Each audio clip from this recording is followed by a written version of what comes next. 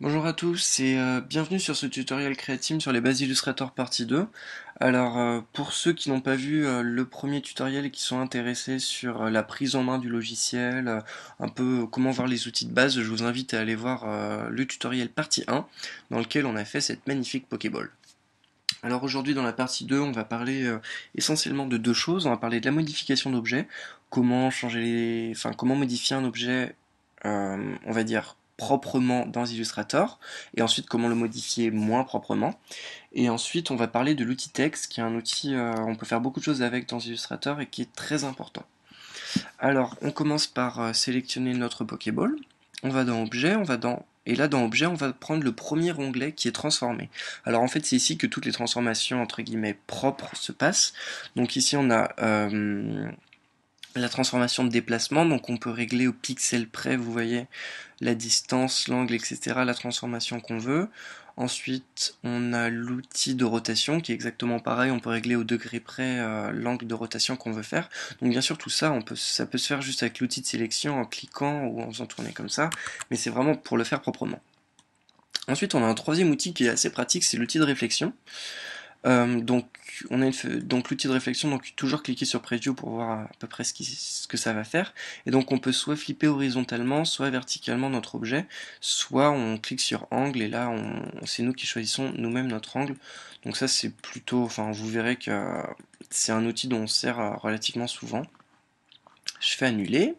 Je continue de descendre ma liste, on a l'outil Scale qui est pour agrandir ou rétrécir notre objet, donc toujours de façon proprement, là c'est au pourcentage près aussi. Vous voyez, on peut régler le pourcentage, mais on peut aussi très bien le faire en cliquant sur un angle de notre objet ou en maintenant Shift si on veut que notre objet garde les proportions qu'il faut.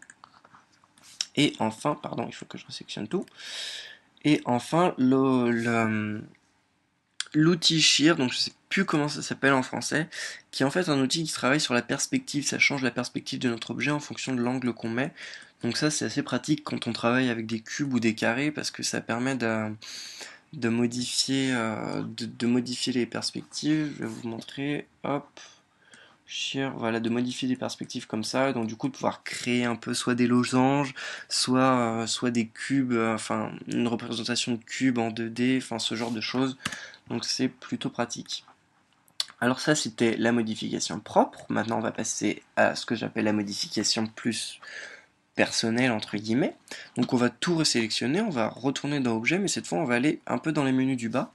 Il y a un menu qui s'appelle Envelope Distort. Alors je sais pas comment il s'appelle en français, c'est au-dessus de l'onglet Perspective. Et alors là on va cliquer sur la deuxième option. Alors la deuxième option ça s'appelle l'outil Mesh. Alors l'outil Mesh c'est quoi? Quand on clique dessus, on a une fenêtre qui apparaît qui va vous demander de sélectionner un nombre de lignes et de colonnes. Donc cliquez sur Preview et vous voyez qu'il y a un quadrillage qui s'apparaît et en fonction du nombre de lignes et de colonnes que j'aimais, le quadrillage vient se compléter. Donc on va mettre 5 et 5, ce sera bien suffisant pour la démo. J'appuie sur OK et en fait ça a créé, ça a créé des points, enfin ce quadrillage formé de plusieurs points, voilà qu'ici qu'on voit les anchors points. Et en fait ces points-là vont être modifiables et éditables. Alors comment on le fait? On prend l'outil de sélection directe, on double-clique sur un point, et ensuite on peut cliquer dessus et les modifier et créer un peu cette impression de mou, de flottaison, un peu comme si l'objet avait fondu. Et donc en fait, et donc du coup ça me permet vraiment de faire de la création un un peu toute tordue grâce à l'outil Mesh. Donc on va faire CTRL Z, retour en arrière, voilà. Même on fait CTRL Z jusqu'à carrément effacer notre grille. Voilà, oula. Hop, oula. On va juste prendre le carré, voilà, c'est lui que je ne veux plus. On va resélectionner notre Pokéball. On va retourner dans Envelope Distort, donc toujours Objet, Enveloppe Distort. Cette fois, on va prendre le premier. Alors, le premier, ça vous affiche une fenêtre où dedans, vous pouvez choisir le mode de modification en fait, le mode de déformation. Donc soit vous voulez un arc, soit un arc du bas, un arc du haut, un arc normal, un drapeau. Donc on va prendre l'option drapeau, on va faire preview et vous voyez que ça modifie automatiquement votre objet en forme de drapeau. Donc bien sûr vous pouvez en jouant avec les trois options, la verticale, horizontale, modifier un peu votre drapeau. Et donc du coup là, ça permet de transformer vos objets en forme prédéfinie ou mettre un fisheye. Donc là, il y a une forme poisson qui me fait beaucoup rire. Donc voilà, on transforme notre Pokéball en poisson. Donc ça, c'est vraiment encore un peu plus pour faire des choses prédéfinies. Donc, mais bon, si vraiment on veut faire de la déformation, enfin de la création personnelle, comme on a vu, c'est avec le Pen Tool. Et ensuite, pour modifier, utiliser le Mesh Tool, un peu si vous voulez faire quelque chose de plus créatif, un peu plus funky, c'est le Mesh Tool. C'est avec le Mesh Tool que ça se passe. Alors voilà, en deuxième partie de ce tuto, maintenant on va parler de l'outil texte. Alors l'outil texte qui se trouve où? Qui se trouve ici dans la barre de menu. Donc, ou simplement en appuyant sur T. Donc on clique, vous voyez que dans le menu d'en haut ici on choisit la fonte, on choisit si on veut que ce soit italique ou gras, la taille, le style de paragraphe, etc. Enfin un outil de texte de base. Ceci est un tuto Createam. Voilà, donc ensuite on peut modifier, je sais pas, mettre ça en Arial Black, voilà, enfin on peut modifier à peu près comme dans tous les outils de texte du monde, sauf que vu que Illustrator est un logiciel de création vectorielle, on peut faire plus avec le texte. Donc on va sélectionner notre texte, on va aller dans Objet, et là on va cliquer sur Expand. Alors Expand, ça fait quoi? Ça transforme tout ce qui n'est pas en vecteur en vecteur. Donc c'est-à-dire que si par exemple on copie-colle une image dans Illustrator et qu'on clique sur Expand, et ben, ça va transformer vectoriellement notre image. Et donc du coup c'est pareil avec notre texte qui pour l'instant n'est que du texte. Et là on va faire Expand. On va faire OK, et voilà.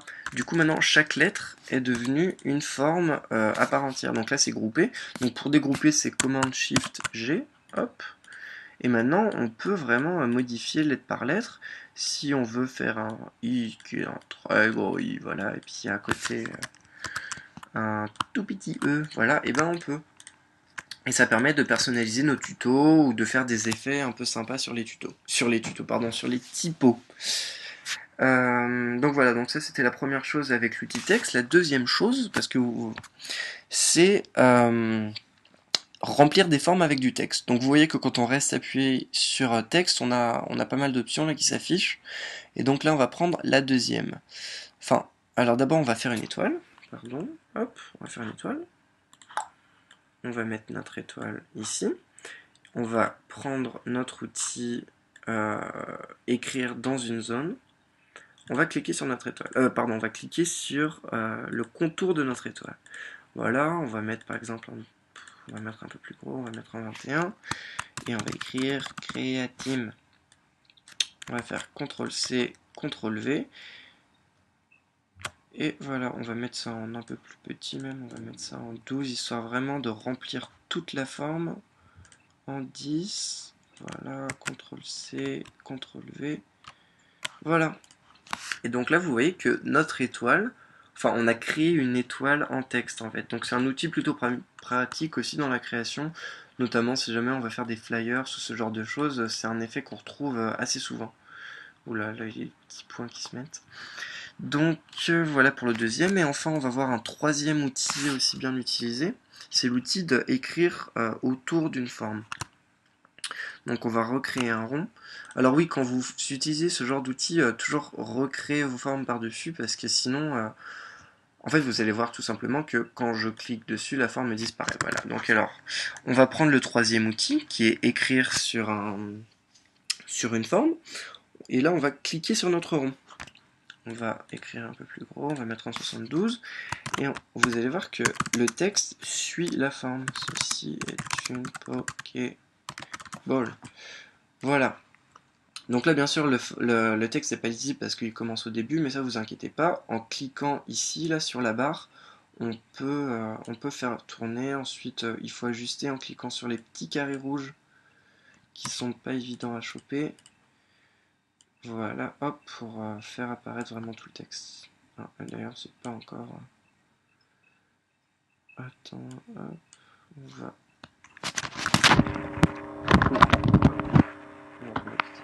Voilà, on va sélectionner. Et puis on va un peu redresser tout ça. Le carré rouge qui...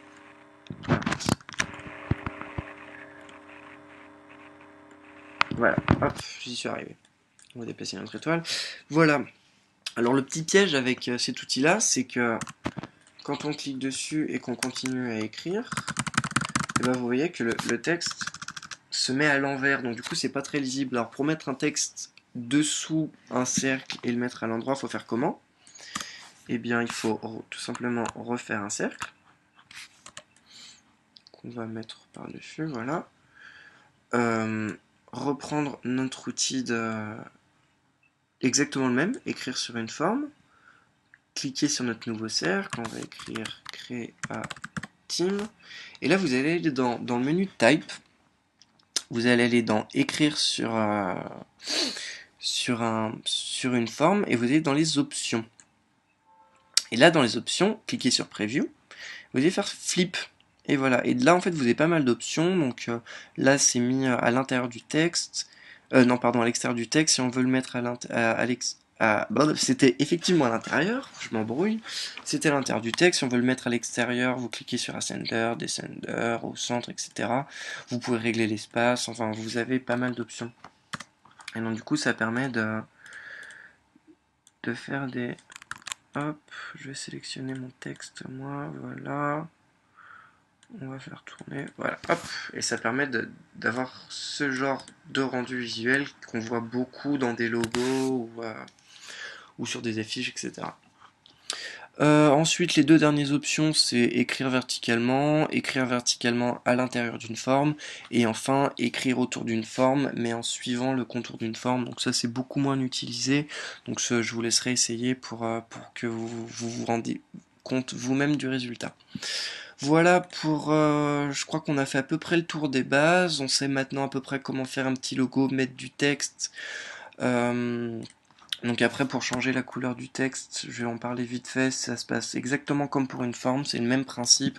On peut mettre des gradients dessus, on peut mettre des couleurs, on peut mettre des contours, on peut changer les tailles, etc.